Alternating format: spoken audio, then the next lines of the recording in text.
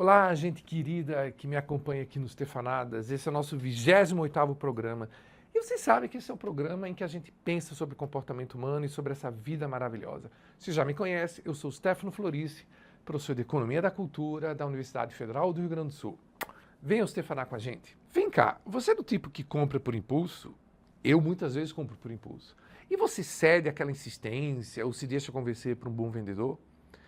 Eu não sabia, mas existe uma área do conhecimento que estuda exatamente isso. Como é que o nosso cérebro reage aos estímulos de consumo? E como é que essas reações elas influenciam o que a gente coloca e o que a gente não coloca no carrinho? Essa área do conhecimento é o neuromarketing, um conceito que surgiu na Holanda e que une várias áreas do conhecimento, mas particularmente a psicologia, a neurociência e o marketing, para entender o que ocorre nesses processos de compra. E também porque muitas vezes esses processos de compra resultam em sensações desagradáveis. Hoje a gente vai falar sobre como nos comportamos na hora de comprar e também sobre como usar a neurociência para tomar melhores decisões no nosso dia a dia.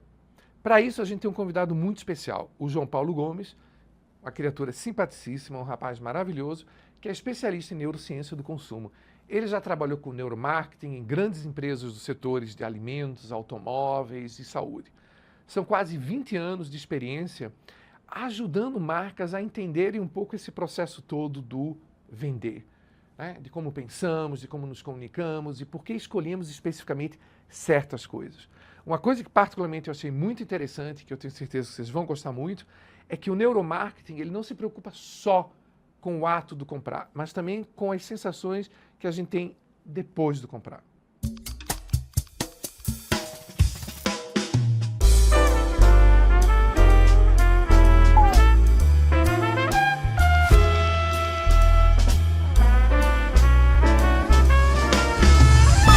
Então, João, né? Antes de mais nada, eu queria te agradecer muito por estar aqui nessa tarde gostosa de Recife, Stefanando com a gente. A gente tem muita neurostefanada para fazer hoje. Bem-vindo de volta também, né? Para sua casa. Exatamente, a minha casa. A gente estava comentando que hoje em dia tudo tem um neuro na frente, né? E fica chique. Então, vamos neurostefanar também, por que não, né? Boa, perfeito. Vamos neurostefanar. João, a gente vai falar de muita coisa, mas o nosso tema central vai ser exatamente essa questão do neuromarketing, que pelo que eu estudei, me preparando para essa entrevista e pelo que a gente conversou antes, é um tema realmente fascinante. É gostoso. E aí, para dar assim, um pano de fundo para as pessoas, né? E até para mim, porque não é a minha área, vamos falar um pouco digamos assim, da base científica que o neuromarketing se alimenta, que é a neurociência. Perfeito. Dá uma ideia para a gente, assim, o que é neurociência nesse nosso universo, que não é um universo médico. Claro. É um universo mais, digamos... Para todo mundo que não vem da biologia, da saúde, é mais difícil, né? Isso. Porque você pegar a década de 60 e 70, você tinha, sei lá, 2 tipos de geladeira. Então, o que o marketing precisava fazer era colocar no mercado. Alguém ia comprar. Se uma fosse um pouco mais cara que a outra, aí quem tinha mais grana, menos grana. Década de 80 e 90, você tem uma diversidade de produtos gigante, né? No começo a gente chamava de monoatendimento. Depois é a era da abundância. Quando é abundante, o cérebro fica preguiçoso. Se eu vou repetir alguma coisa hoje bastante, o cérebro é preguiçoso. Pega essa. O cérebro é preguiçoso, né? Ele precisa de curadoria, porque é muita informação. Daí vem a ansiedade, um bocado de coisa. Que a gente pode entrar por esse lado, né? Mas a gente já tem até um estudo bom da área da psicologia sobre isso, mas a gente sempre tenta limitar, que nem as teses de doutorado, tal, que tem que afunilar, saber muito sobre pouca coisa, porque é muita informação hoje. Quando você entra na abundância, 1000 marcas de cerveja, 70 desodorantes diferentes, o marketing precisou se reinventar. E ele ser mais específico sobre a característica, a qualidade de um produto, a entrega para as pessoas. Anos 2000 em diante, ficou pior ainda. Meu Deus. Porque a gente diz que é a era emocional. A gente não se liga mais à utilidade de uma caneca, mas qual é o valor que ela tem a estar escrito Stefanadas aqui na caneca. O que traz para mim? Ou o status que eu vou ter ao carregá-la. Ou dizer que eu pertenço a um grupo e não pertenço, como a gente fazia com os primatas. Um grupo de primitivo mesmo. Ou seja, minha tribo. Então você começa a falar sobre pertencimento, outros valores que não tinha no marketing. E esses valores vêm da década de 90, ali em Harvard, a parte mais científica, um cara chamado Zaltman, que ele começa a dizer, fez um eletroencefalograma e ressonância magnética, depois de submeter as pessoas a alguns estudos de cor, de música e de alguns comerciais, algumas publicidades. E o comportamento pela descarga elétrica, pela batida do coração, pelo suor nas mãos, e mesmo na ressonância, provavam que o que ela dizia não era exatamente o que ela sentia. E ele desenvolve uma tese que é: a gente sente uma coisa, fala outra e faz outra. Somos mentirosos contumazes. Todos os seres humanos são mentirosos por sobrevivência. E nasce uma teoria do cérebro trino, que diz que nós temos um cérebro racional, o cérebro, eu e você temos ele, não usamos muito. Eu não tenho usado muito, não. Não, apesar de tanto estudo, a gente usa pouco, 10% do nosso tempo a gente usa ele.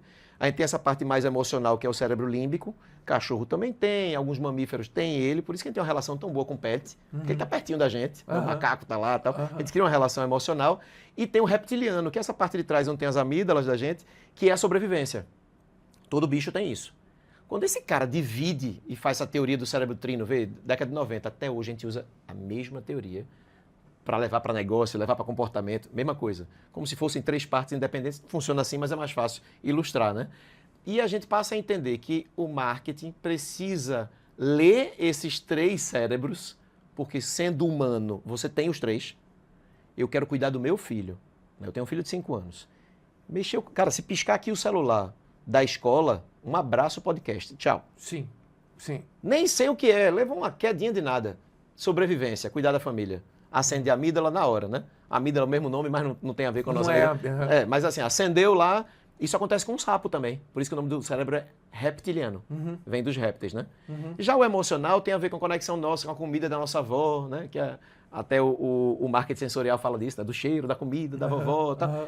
E outros bichos têm isso também, né? E o outro não, é conta, preço, prazo. Só que só 10% do tempo a gente usa isso.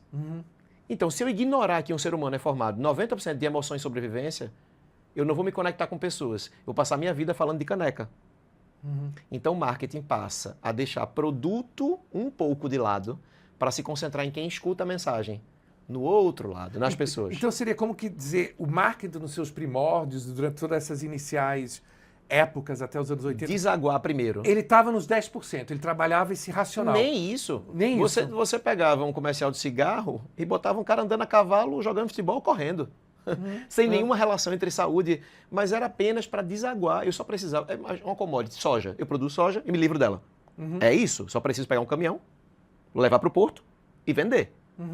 Eu planto. Tal. Não existe diferencial competitivo na soja. Minha soja não é melhor que a sua soja é minha também. Petróleo, petróleo.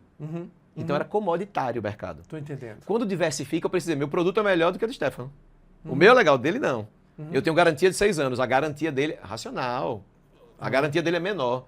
Meu carro tem mais espaço. Tudo produto, foco no produto, não foco nas pessoas.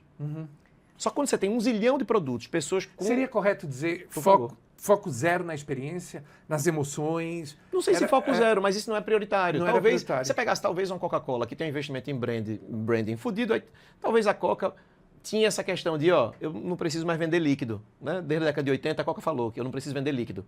Eu preciso vender herança. Eu preciso que os filhos dos filhos dos filhos também bebam Coca-Cola. Porque nessa geração eu já estou dominando. Estou preocupado com os próximos 100 anos. Mas assim, é uma exceção. Coca-Cola não é regra. Não é regra. Entendeu? Eu me lembro da propaganda de 1970 da Coca-Cola, não que eu me lembre fisicamente, mas virou um marco, até porque a música era maravilhosa, de um grupo inglês que eu gostava muito, e que foi filmada em 1969 ou 70, numa colina da Itália. E a mensagem era, reunimos pessoas do mundo inteiro nessa colina da Itália para celebrar a paz do mundo. Então já era uma coisa... Não tem líquido. Não fala sobre líquido. Exatamente. Tipo, a Coca-Cola... ela um valor totalmente emocional. Emocional. Que a gente chama de geração 2. Ela já podia se dar esse luxo. Podia. Né? E ainda assim como a Heineken fez nos anos 2000, na Universidade de Amsterdã, criou uma universidade para ela. Assim como a Heineken fez, mas a Heineken hoje tem médico em diretoria mundial de marketing. Né? Então você tem médico estudando cérebro. Para poder entender para onde vai o cérebro. Já fiquei preocupado que fosse alguma coisa com a cerveja. Não, né? É porque tese, desculpa a viagem, mas assim, tese tem para tudo nessa vida. Tem. Né? Se justificava que homem tomava Heineken porque é mais amarga e mulher não toma cerveja amarga. Ela tomava Stella Artois. Aí os caras começaram a estudar e tal. Não, é porque o amargor ele tem a ver com um monte de desenvolvimento de mercado, que tem a ver com posicionamento no mercado de trabalho, o machismo. Tanto é que a própria Heineken muda a campanha. A Heineken chegou a ter 90-10 de share. Entre homens e mulheres. Uau. 10 mulheres, 90 homens? 10% do consumo era feminino no mundo, da Heineken. Hoje, se tiver 60-40, tá equilibrado. Não é mais a cerveja só da Champions League. A Heineken é um fenômeno mundial. entre homens e mulheres no futebol e em qualquer outra coisa. É um fenômeno. Mas os caras apertaram botões, inclusive antes dos concorrentes, né? Fazer autocrítica sobre o posicionamento, né, que estereotipa a mulher, tal. Fizeram essa autocrítica antes. Eles fizeram contra eles mesmo, isso é fantástico. A primeira campanha da Heineken, que diz mulher também gosta de futebol, né, que é na Champions League, eles detonam eles mesmos, falam da própria campanha. Então, são coisas que você está relacionado muito mais, posicionamento de onde é que está o ser humano, para onde caminha o papel da mulher, e não mais só, minha cerveja é amarga, minha cerveja é verde, minha cerveja é gostosa, gelada. Sai do produto. Então, se for resumir, tem um cara nos Estados Unidos que vai lá e descobre, não vou dizer descobre, mas ele passa a documentar que tem um caminho dos negócios estudando gente. O mundo passa por uma crise de produtocentrismo. Tudo é produto, caneca, celular e tal. Aí, e o resto do povo de negócio faz, se a gente pegar esse povo da faculdade, vier para cá, contar umas conversas dessa para a gente, e a gente colocar isso nos nossos negócios, será que a gente não vai desenvolver diferencial competitivo e vai conseguir dar elasticidade na rentabilidade do produto? Ou seja, algo que custa 10 pode valer 15 e não valer 11. Então foi busca de lucro, foi busca de permanência no mercado, mas com o tempo acabou virando a regra. Hoje, competir lá em cima, sem usar nada de comportamento humano, de cuidado com as pessoas, de acolhimento do cliente, nenhuma técnica de neuromarketing, dificilmente alguém lidera. Muito dificilmente. Ou seja, o valor agregado desaba, né? Desaba, total, porque não está mais no produto, está no benefício à sua vida. Sua vida. Eu queria voltar, antes da gente entrar mais profundamente na questão do neuromarketing, não sei quanto a gente pode falar sobre isso, mas eu fiquei curioso com aquele experimento que você comentou da Universidade de Harvard, que se chegou à conclusão, digamos assim, de que você pode dizer uma coisa, sentir outra e qual é a terceira? E fazer outra. E fazer outra. Houve alguma explicação do porquê isso? O medo, quando você coloca essa questão do pertencimento, a gente tem um medo de ser exposto. Então, meu sentimento, e esse medo ele não é necessariamente doloso, geralmente ele é culposo. A gente não toma essa decisão de mentir, mas mente. Somos mentirosos, contumazes, né, os seres humanos.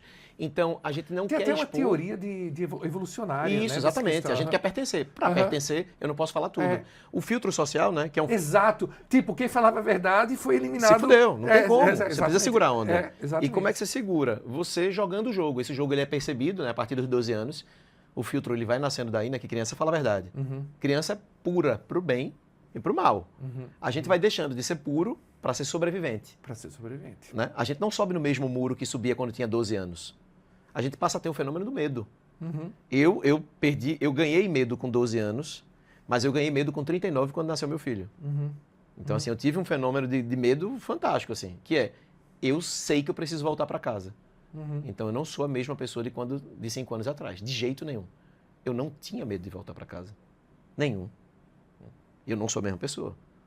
Então, assim, não é só estudo, eu sinto a diferença. Na pandemia, a gente ia para o supermercado comprar 30 rolos de papel higiênico e não sei quantos álcool 70, depois lavava a alface em casa, que não adiantava de nada. Não adiantava de nada. E no começo da pandemia dizia que máscara não adiantava.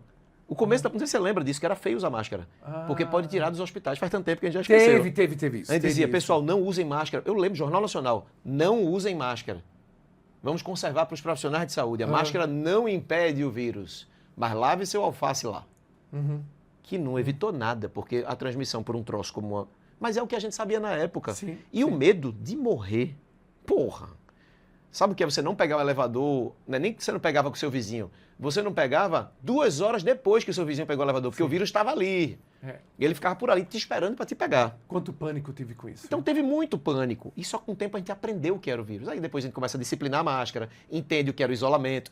Mas isso é um processo, primeiro é ficar vivo.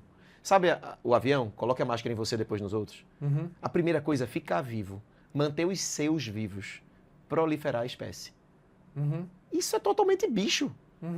É como se tivesse xixi em torno de algum lugar, como o cachorro faz, para delimitar território. A gente é assim. A gente é territorial. Total. Né? Total. Então, é se aproveitar desses fenômenos que são humanos, de bicho, e incluir isso nos processos de venda, de conversa, de acolhimento. Uma emergência de um hospital pode ter processo de acolhimento melhor se estudar a gente. Imagina o seguinte, um exemplo clássico. Você vai para um hospital e passa lá 30 minutos para ser atendido. Saúde suplementar, SUS, não importa. Todos demoram um certo tempo lá na emergência. E aí, esses 30 minutos, você vai se incomodando. E a gente vai medir teu NPS, né? Teu Net Promoter Score, que é aquele métodozinho meio que mundial, é o jeito de pesquisar, digamos, mais difundido do mundo no marketing, que tem um sorrisinho, a carinha neutra, né? Você é promotor, né? Você é detrator, pesquisa padrão de negócio, o NPS. E diz que você deu uma nota 7 para esse hospital. Aí quando te pergunto por quê, tu por causa da espera. Beleza. Aí eu vou para outro hospital agora, tá? E aí eu coloco um protocolo lá, protocolo de Manchester, é um protocolo mundial, onde você passa por algumas etapas, afere pressão, temperatura, não sei o que e tal. E aí a pessoa chama, ó, assina aqui, assinou, 2 minutos. 3 minutos, agora vamos botar pulseirinha. 4 minutos, pressão. 5 minutos, temperatura. Check-up, troca de sala. Agora vai para uma sala de não gripais, ou a sala de quem está com gripe, sintomas virais, enfim. Pronto, você fez os mesmos 30 minutos. Tu vai apertar o teu NPS, tu coloca 9,5. Que você diz que o atendimento foi o mais rápido que você teve na sua vida. Porque o cérebro é preguiçoso. E ele não consegue processar que passou 30 minutos esperando. Para ele só passou 3. 2, 3, 2, 3, 2. É tu. Então tem neuromarketing em emergência de hospital? Sim. Também tem. E, por exemplo, eu agora fiquei, João, com essa história do... Eu digo que eu gosto de azul, mas o meu cérebro diz que eu gosto de verde. Eu queria voltar um pouco para isso. Porque a máquina identificava isso. Desculpa, até fui, por exemplo, e não peguei a resposta do Kils Altman. Quando a gente faz eu vou nem para ressonância, o primeiro dele foi eletroencefalograma. Quando ele colocava lá os medidorzinhos e começava a submeter a pessoa a experiências faladas, visuais, sabe quando a gente coloca foto para criança? Ou assista esse comercial do Super Bowl nos Estados Unidos, que é o intervalo mais caro do mundo. E aí, as reações que a pessoa tinha diante daquilo ali era diferente das respostas que ela dava. Enquanto ela dizia que preferia tal coisa, o que fazia ela se emocionar mais e possivelmente consumir, fidelizar, tal, era outra. E por quê? Aí ele parou. Porque o que a gente sente, a gente foi filtrado para não responder. Então a gente passou a se comportar como seres diferentes entre o nosso sentimento mais íntimo, a nossa expressão e a nossa coragem de agir. Então, o Altman pega isso aqui e fez... Ele também perguntou por quê, porque depois que ele viu isso, ele jogou para os psicólogos, psiquiatras. Então, superego... Exatamente. Aí jogou Jung, que o Jung começa a dividir o mundo, né, entre os grupamentos dele, os arquétipos. Sim, os arquétipos. Então foi muito útil. Um monte de gente estudou para trás, foi bom. O Altman não é o descobridor. É o que eu digo, é o cara que organizou fez... Por quê? Mas quando alguém disse por quê, aí ele fez... Eles não sabem que sabem, somos mentirosos. Soltou frases de efeito no mundo que agitou a academia para cada um pegar seu campo e mergulhar nisso aí. Cognitivo, comportamental, neurobiológico, né, psicossocial. E quando a gente vai entrando nesses campos, vai entendendo o pertencimento. O filtro tornou a gente pessoas extremamente medrosas de ser quem somos. Inclusive, nós não sabemos quem somos. Exatamente. É como se o único jeito de saber quem somos fosse uma ressonância magnética. Pesquisa eleitoral. Eu te pergunto, vamos lá, candidato ABC, tá? ABC, aí quem representa a juventude? Aí você... A. Quem representa não sei o que, você, C. Vai respondendo. Se eu fizer isso com o equipamento correto, já é feito, tá? Em 2025 a gente já usa. Já existe no Recife, em São Paulo, em Porto Alegre. Hoje, quem trabalha com pesquisa em alto nível, a gente já usa. Eu uso ressonância magnética para pesquisa. Mas não é comum nem barato. Como é que funciona Mas isso? se você quer prefeito, governo do estado, talvez valha a pena que você está falando de alguém, né, o presidente da República. E aí você percebe que a pessoa responde algo, mas que ela vibra diferente. Então a gente pega a resposta da pesquisa e a resposta do exame. Cria uma relação de teia e aquela mancha a gente apresenta para o cliente. Faz, o que o público respondeu foi isso, o que ele postou nas redes foi isso e o que ele sentiu foi isso. Vamos planejar agora a tua campanha. Sentir, falar e fazer. Se você, numa campanha como essa, você focaria no sentir? Tipo, eu sou um candidato, olha, eu quero ter resultado. A minha pesquisa indica essas três... Acho que não tem maturidade, diferente da Heineken. Eu não faço para Heineken. Conheci todo mundo lá, incrível lugar, mas numa campanha política eu acho que a gente não tem maturidade para tomar uma decisão só de um campo. Estou entendendo. Mas com certeza alguém está fazendo isso no mundo. Alguém muito grande está fazendo isso no mundo. Já, desse jeito. Uma Apple da vida, alguém está fazendo. Mas assim, a gente já tem no Brasil equipamento e gente qualificada para desenvolver pesquisas onde você não pergunta mais a pessoa e ela responde só. você tem, lógico que é uma quali, não é uma quant, eu não vou perguntar só em quem você vota, isso é irrelevante. Aham. Pesquisa de opinião nesse sentido. Mas é seu sentimento sobre mudança. Sobre Seu mudança. sentimento sobre a situação atual. Seu sentimento sobre família. Seu sentimento sobre... Quando a pessoa responde aquilo ali, a mancha vai para um lado, a resposta foi para o outro. E quando as pessoas postam outra coisa. Eu prefiro pegar o gráfico teia, todo manchado, Aham. colorido, mostrar para o contratante e dizer, ó, nas redes estão falando isso. Quando eu pesquisei intimamente aqui no Focus Group, eu aqui nós dois, ele falou outra coisa, mas a maquininha me disse outra. Talvez a gente pudesse ficar nessa mancha aqui, ó. Vamos para cá? Tipo numa intersecção? Isso, Aham. exatamente. Aí talvez esse seja um caminho ainda mais tranquilo. Acho que a gente não está no nível ainda de... Tu me responde azul e eu digo, ignorei, deu verde. Deu verde, né? Não chega tanto, Não né? chega tanto. Mas, porra, a gente já tem isso aqui em Recife, isso é fantástico. Isso é incrível Já estamos mesmo. trabalhando no nível das principais, obviamente, campanhas, principais produtos. Ainda é caro e difícil. Ninguém tem, por exemplo, ressonância magnética fora de hospital. No Brasil não existe. Eletro tem. Ressonância só tem em hospital. Então você tem que conversar com alguém, alugar e tal.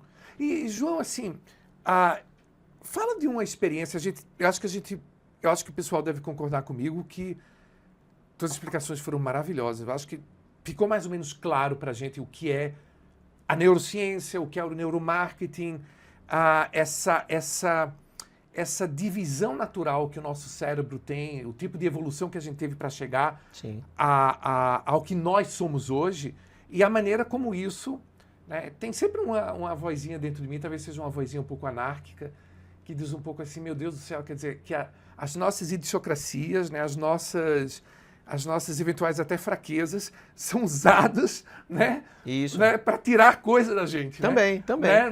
Não é, mas assim, é uma coisa fascinante. Eu estou relaxado já com Né? isso. Eu Né? até aplaudo quem me usa às vezes. Viu?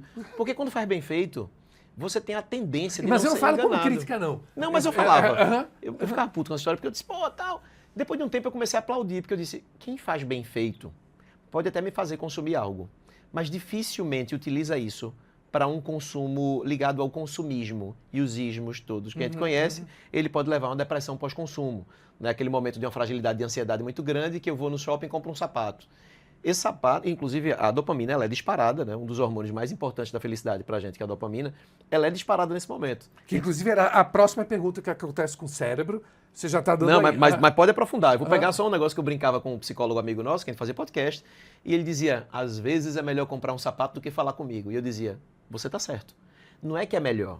Claro que o momento da terapia ali, ele pode encaminhar aquela pessoa de uma forma muito melhor do que comprar um sapato. Mas o que ele quis dizer é que, no momento do disparo hormonal da compra, a pessoa de fato esquece completamente o problema. Dura quanto tempo? Aí isso é um outro debate.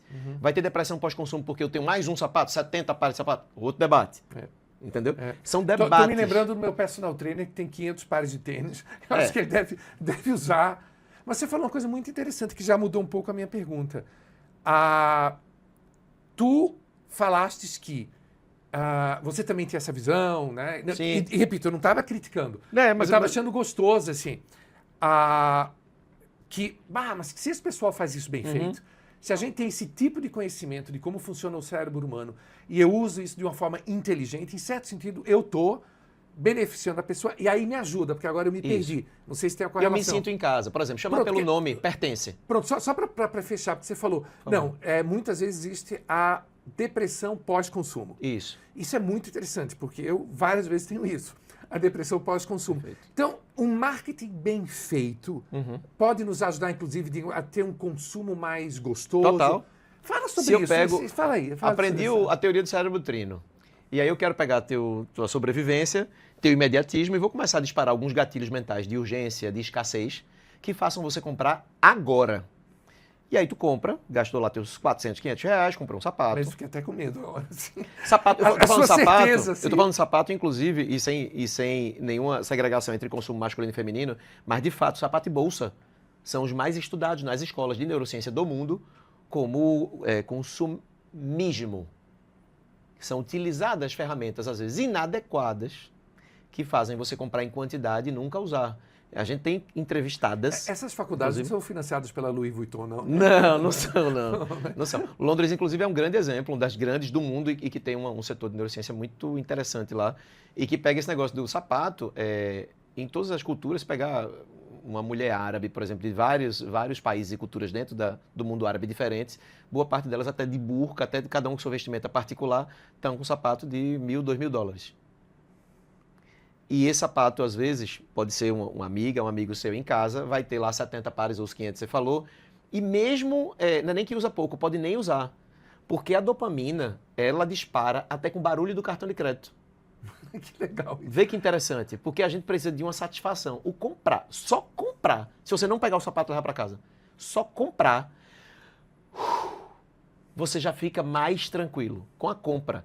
Eu não estou defendendo, estou falando que isso é estudado como uma coisa que nos dá satisfação. Então, se eu aprendo um pouquinho... É comparável com comer, com sexo... Exatamente isso. Exatamente isso. Porque existe sexo, existe amor, existe comida para sobrevivência, existe a alta gastronomia ou a comida da avó. A alta gastronomia e a comida da avó, elas estão no cérebro límbico, elas me trazem emoção.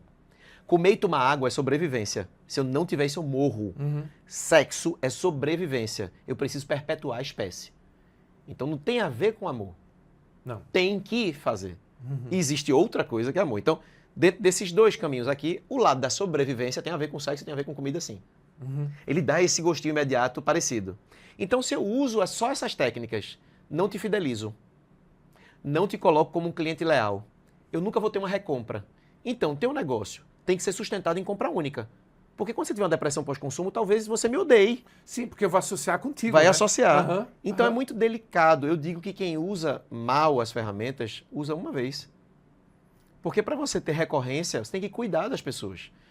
Tem lá uma técnica que você diz, chamar pelo nome, o cérebro, ele associa naturalmente. Se eu disser agora, e aí pessoal? Aí você não olha. O Stefano, você vira. Aquilo ali é porque o cérebro é preguiçoso. Então ele economiza pessoal, galera, oi gente, senhores e senhoras. Stefano, ele olha. Na hora que você olhou e ele teve sua atenção, tem uma tendência de consumo maior. Peraí, então quer dizer que você que não gosta do neuromarketing, você é contra chamar as pessoas pelo nome? Aí tu, não. É só isso que eu estou dizendo. Existem técnicas que aumentam o consumo, mas não lhe machucam, não lhe causam depressão, você se torna fiel. Então, se tem coisa de benefício mútuo, por que não usar? Exatamente. Então, ter gente que faz merda no caminho, não pega a técnica e coloca ela no ambiente pior. Pior é o marketing de massa, que pega as marcas e joga para você consumir loucamente. Acho que cria alguma identidade, pegar o que a Farm fez com o cheiro de baunilha, que tranquiliza e tal, levou para a universidade, estudou aquela do cheiro. Foi a primeira, hoje tá pop, todo mundo quer botar o cheiro de alguma coisa, de canela e tal. Mas, porra, uma loja parou para pensar se eu quiser deixar as pessoas confortáveis. Né? A Farm foi a primeira? Foi a primeira, virou um case mundial. O Brasil tem cases mundiais no marketing, né? Tem a Farm, Como tem a Brasil Havaianas. É bom incrível, né? A Havaianas é estudada nas universidades do mundo, onde eu fui. Se fala, mas é Havaiana? Não, caipirinha e Havaianas acho que são duas palavras que eu nunca não escutei estudando fora. Estando fora. Ou dando aula ou estudando fora. Havaianas é um fenômeno mundial. Ela é uma commodity. Ela vinha na cesta básica brasileira. Não sei se você sabe, é o único produto que não se comia, que vinha na cesta básica. Cesta básica. Feijão, farinha, arroz e Havaiana. E era assim, década de 60 e tal. E ele se torna um produto de alto valor agregado. Chega a ter uma Havaianas Swarovski hoje. Loja na Quinta Avenida. Uau. Né? Nas Ramblas. Em Barcelona. Então, como é que você consegue fazer isso aí? Lógico que tem um preço também popular, mas porque ele pegou um diferencial daquilo ali. Né? As legítimas, todo brasileiro tem direito, todo mundo tem uma. Então, o Brasil tem esse tipo de coisa. Então, uma época a gente não chamava de neuromarketing, era apenas uma figura muito boa na época que fez aquilo, outro cara não sei onde, e depois alguém sistematizou e fez, gente, tem jeito de falar com as pessoas de forma mais intensa. Tem comunicações que tornam as pessoas leais. Né? Que é até uma coisa boa. Lealdade e fidelidade, isso é um papo que o pessoal sempre puxa, né? A lealdade é um troço muito mais intenso. Do que a fidelidade. Fidelidade é só recorrência. Exato, se você beija a mesma pessoa, se você dorme com a mesma pessoa todo dia, que chama um casamento, você já é fiel. Exato, Aí exatamente. fala, não, mas ele não teve um caso... Não, ele é fiel, ele está recorrente. Fidelidade é recorrência. Você comprar a mesma coisa todo dia, você é fiel. Agora, você tomar Coca-Cola quente, choca. É leal. Isso é leal, cara. Porque o cara faz, tem Pepsi, ele faz, não. Traz minha Coca. Mas tá quente ainda.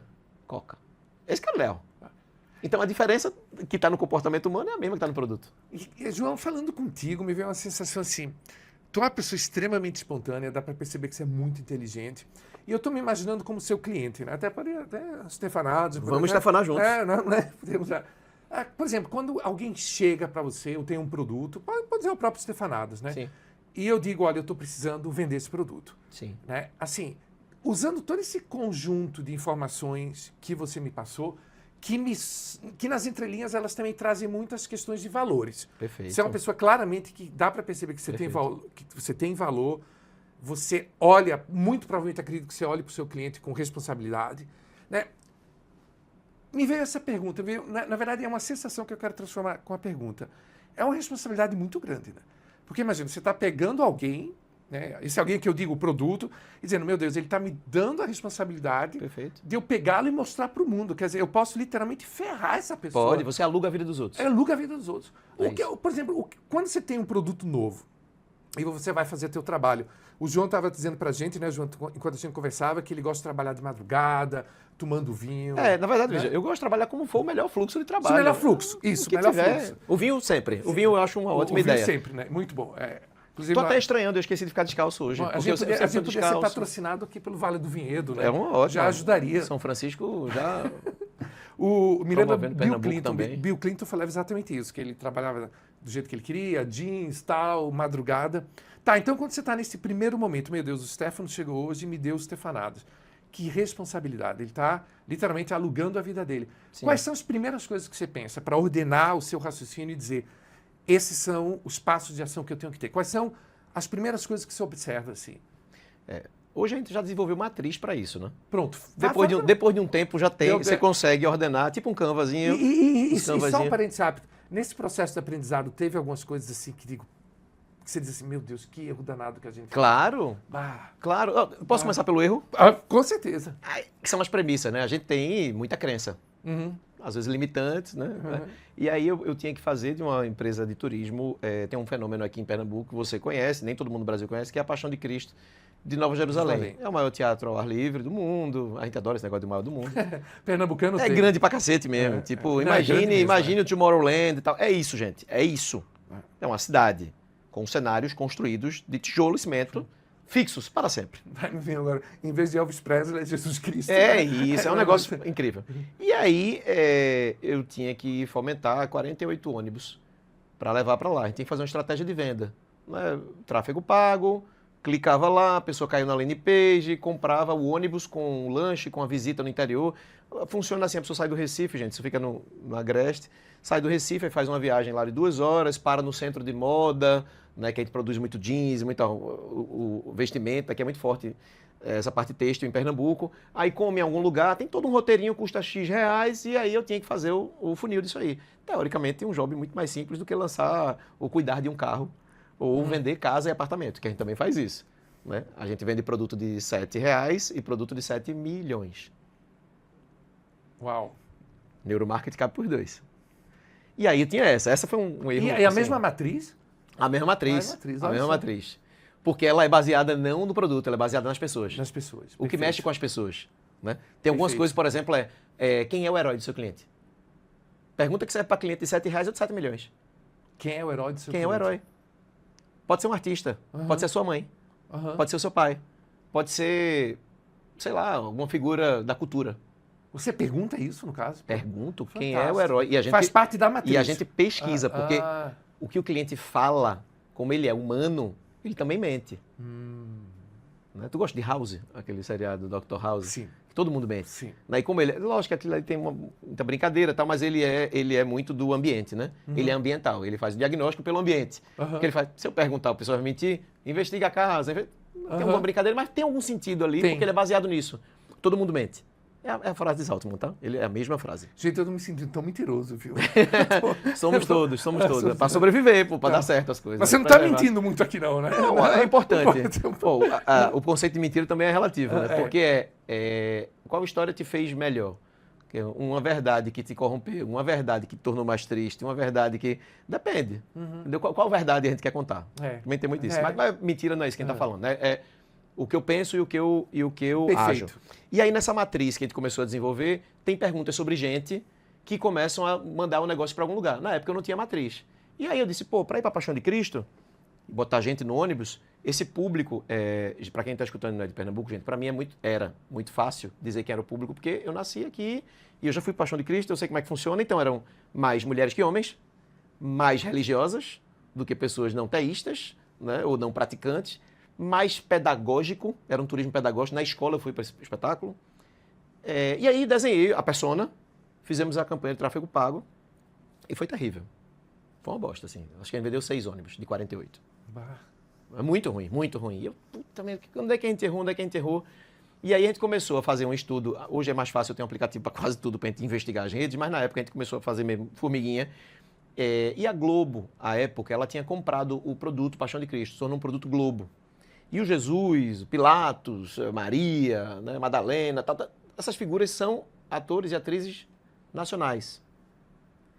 E naquela época tinha virado a chave para o público da Paixão de Cristo serem, de fato, mulheres, mas não eram as freiras, as tias da escola, eram jovens querendo ver Jesus. Jesus, O ator, bonitão. O bonitão, para gritar loucamente Aham. por ele. Igual ao BBB, eu tô te falando sério, não tô dizendo que o Eu sou produto tem alguma coisa a ver com isso, não é isso. Tô Aham. colocando sobre... A expectativa de parte do público era de ver um famoso. Sim. E pela densidade daquela peça, pela importância cultural do Pernambuco, eu não tive a humildade de entender como se comportava o público que não era o mesmo que eu conhecia. Uhum. A gente mudou a campanha, as cores, o CTA, o call to action, as frases para clicar, né, as coisinhas de marketing, tudo em inglês, enfim.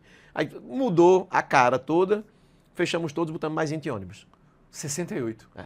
Uau. De 8 para 68. Eram 6 ou 8, não lembro, mas foi uma tristeza. Foi muito ruim para 20 a mais. E esse aprendizado foi rápido?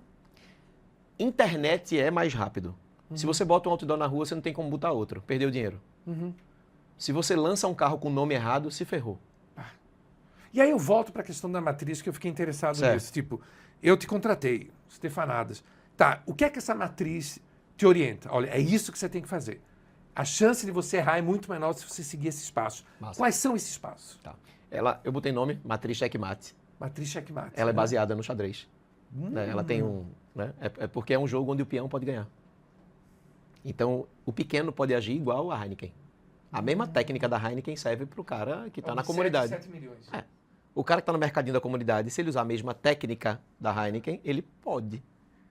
E aí as primeiras perguntas são sobre o racional. Qual é a tua garantia? O que é que tu entrega? A sua competitividade em preço? Racional. Muita pergunta racional. Na metade da matriz, só 10%, lembrando. Uhum. É o topo da matriz. E aí a gente divide em 3 áreas. Imagine que na primeira parte de cima eu vou fazer perguntas racionais. Então, qual é a tua garantia? Teu preço competitivo ou não? Tem algum selo? Uhum. Em metro, ISO, não sei das quantas? Porque o cérebro quer saber se tem selo. Mas só 10% dele. Aí depois eu faço um recorte aí de uns 40% e eu chamo de área emocional. Né? Tem uma pecinha de xadrez, eu te mando, você vai gostar. Visualmente Legal é isso. bonitinho, é bonitinho. Aí um monte de pergunta sobre suas relações, suas, o que eu digo é, do seu cliente. Relações emocionais com o produto, com sua empresa, o que você transforma na vida dele, você causa pertencimento, você tira alguma frustração do cliente com a sua solução. A pessoa não está acostumada a responder esse tipo de coisa. É um processo terapêutico. Eu adoraria responder isso. É muito legal. Isso vale para o Stefanados também. Para Vale para qualquer eu coisa, quero 7 milhões. Pá, Ó, vale para qualquer negócio que negociar com um ser humano. Stefanados, quem escuta é quem?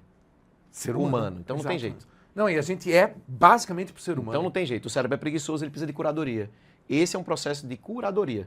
Né? Ele vai enxergar isso aí. Ele delimita, por exemplo, territorialidade. Ele tem pertencimento. Estou estudando uma faculdade. Aí eu digo, o que você muda na vida dessa família? A primeira pessoa, uma faculdade popular, é a primeira pessoa formada na família. Tem resposta para tudo. Você imagina, mas o que é que tem a ver com a coisa? Tem. Se esforçar um pouquinho, tem. Tem.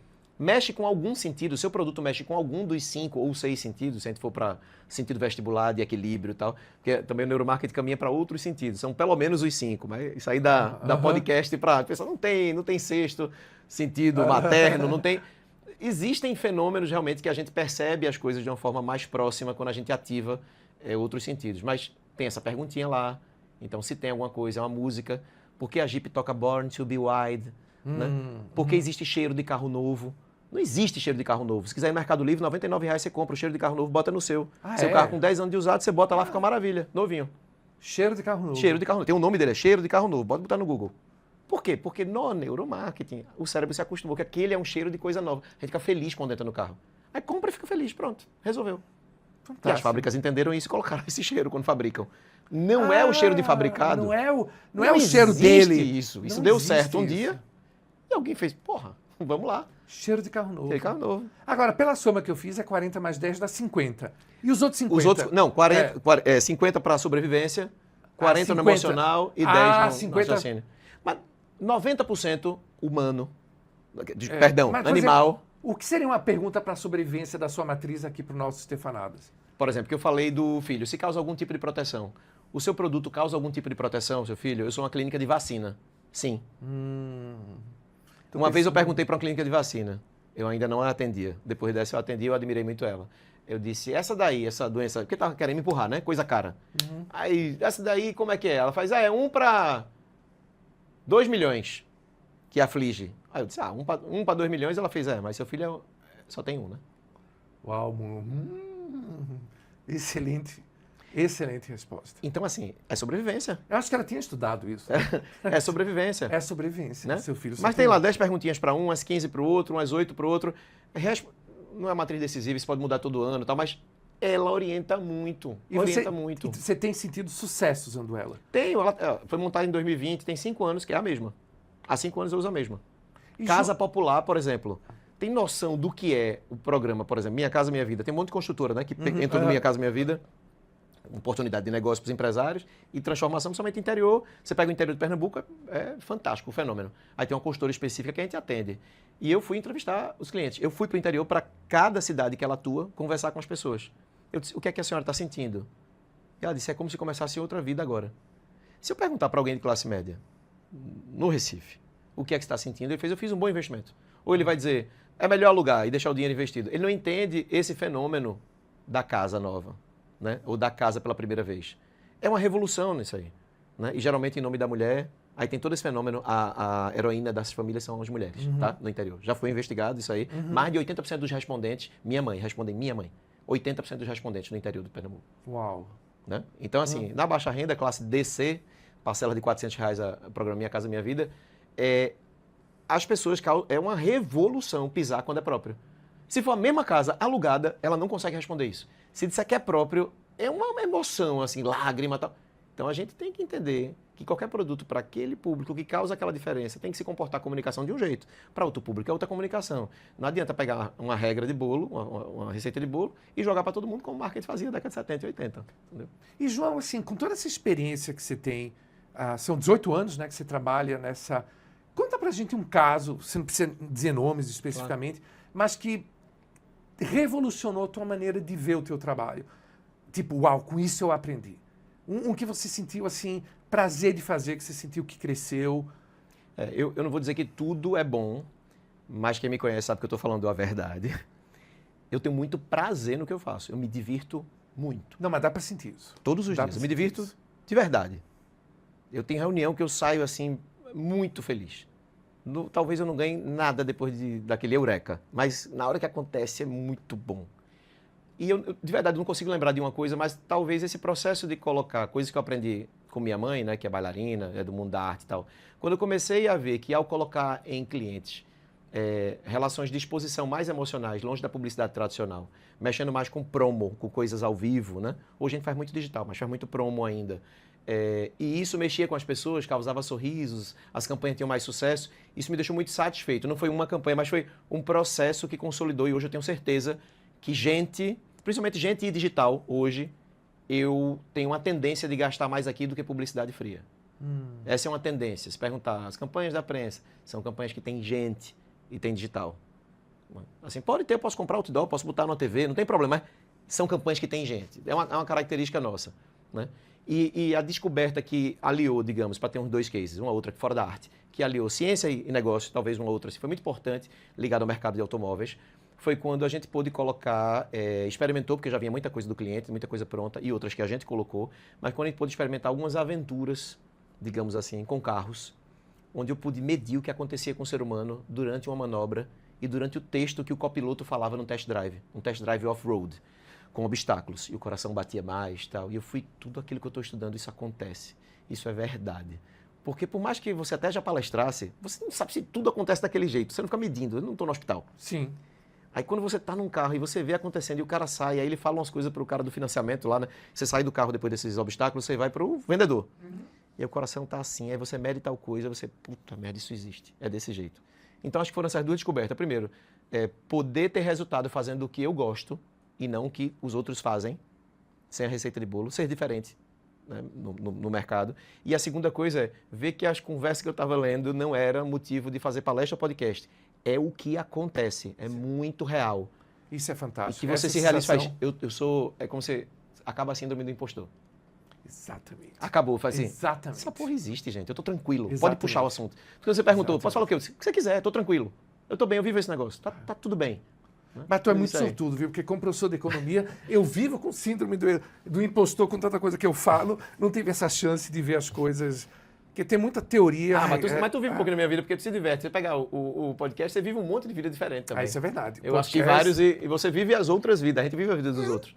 Por isso que eu falei de coxinha, carro, a casa, qualquer coisa. E eu sei que você está com tempo limitado e eu queria te fazer uma última pergunta. A gente tem 2 perguntas finais que a gente faz para todo mundo. Por favor. Muito curioso ouvir a sua. Mas antes eu teria uma pergunta específica ainda do nosso assunto.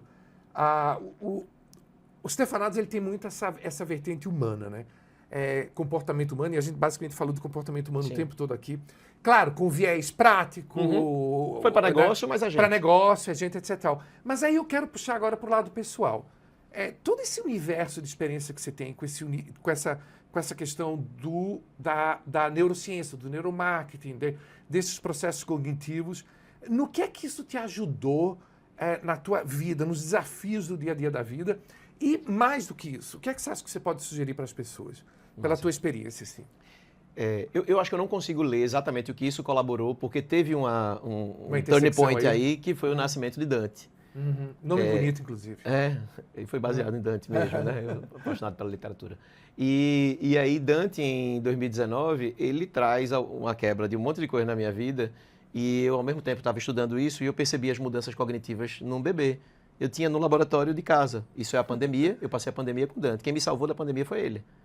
Então eu tive um ano 100% dentro de casa, isolado, com o maior amor da vida. Então, assim, nem todo mundo pode ter isso. Não. E ao ter isso aí, eu percebia como ele juntava as cores, como ele respondia alguma coisa, como ele fazia. Eu disse, caceta, isso aí é o que eu estou estudando. Só que isso é no desenvolvimento humano. Ou seja, o ser humano principal, o primeiro, o puro, ele é a origem de tudo aquilo que eu estou falando. Antes do filtro, antes da poluição. Da domesticação. Antes de tudo que a gente faz com ele. Então, a minha mudança, a minha contribuição maior, e não falo isso pregando sobre a paternidade, mas foi como foi o fenômeno comigo, porque eu acredito que eu comecei a levar o lado emocional, apesar de ser filho de artista e tal, muito mais forte com ele. Que ele quebra o eugocentrismo, ele quebrou a arrogância de tudo que eu aprendi gira em torno, agora eu sou foda, que está girando em torno de mim, e o mundo passa a girar em torno de outra pessoa. E você vira satélite. Isso é completamente diferente, né? Em 6 meses, assim, eu vi minha vida, literalmente, o que eu tinha de arrogância, não que eu não seja, mas o que eu me identificava como tal, eu passo a ter responsabilidade sobre o outro sol. Né? Eu passo a ser mais uma estrela e tenho outro sol. Isso foi muito importante, porque você passa a falar muito, como eu falo o tempo todo, mas não aqui, não é o caso aqui, mas aprender a escutar. Talvez eu escutasse menos. E aí aprendia menos também. E eu achava que já sabia muito. Então, teve uma revolução aí, mas não foi da neurociência.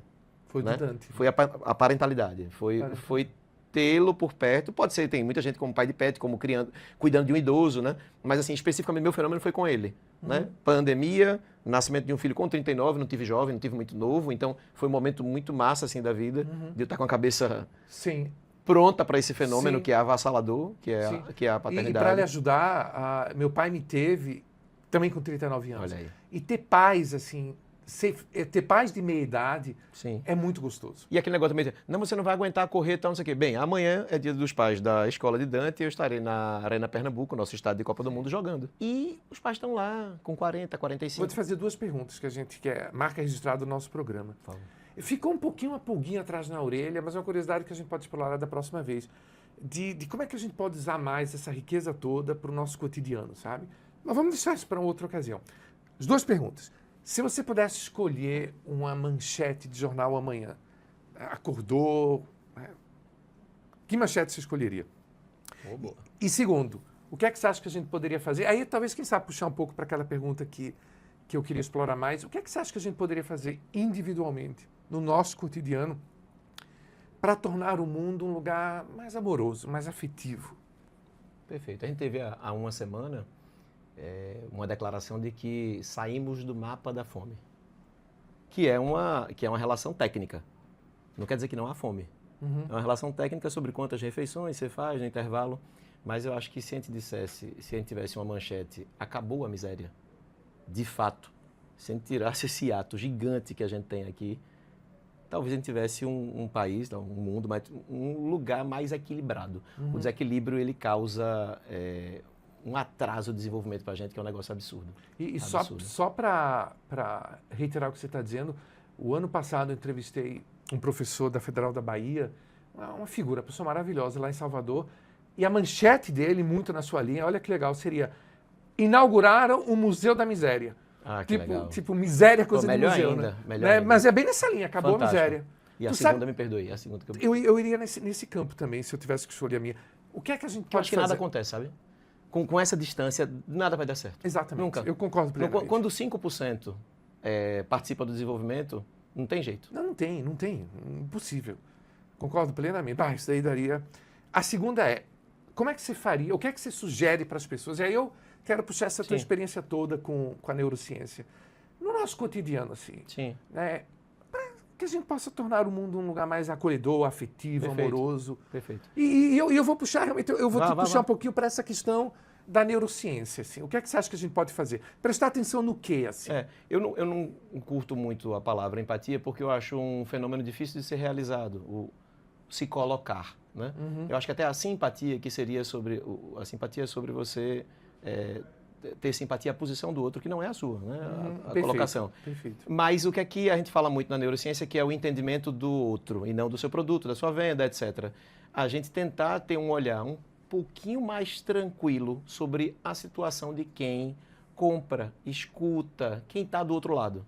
Né? Em qualquer forma de relação. Qualquer uma. O que me ensinou, e aí depois a paternidade, mas também a neurociência, é sobre não existe um padrão do outro lado, nem de escuta, nem de fala, nem de compreensão. Realidades diferentes repercutem em comportamentos diferentes. A gente não larga do mesmo jeito, né? O debate sobre meritocracia, toda essa complexidade do outro. Então, eu acho que o principal era a gente ter a tranquilidade de se aprofundar um pouquinho, criar relações um pouco mais intensas. Sei que tem um fenômeno hoje, e entendo porque tem locais muito complicados e tóxicos, e tem um fenômeno sobre vá ao trabalho, cumpra suas horas, receba dinheiro e vá embora. Lá não é um lugar para fazer amigos. Meu pensamento é total na contramão disso daí. Tá? Eu sou feliz trabalhando, eu gostaria que quem está perto fosse. E se não for, eu gostaria que não estivesse lá. Porque os momentos que a gente percebeu que não estava fazendo alguém feliz no nosso negócio, inclusive, que demorou talvez a perceber, né? Foi quando a gente convidou, fez, vá ser feliz. Não vai embora porque a gente não quer, é porque você não quer, tá? Só que por grana, por outros motivos... Eu não estou te expulsando. Não, eu só não consigo lhe fazer feliz. Exato. Mas, e você tem o direito de ser feliz. Exatamente. Eu quero sim ter relações mais intensas. Em qualquer ambiente.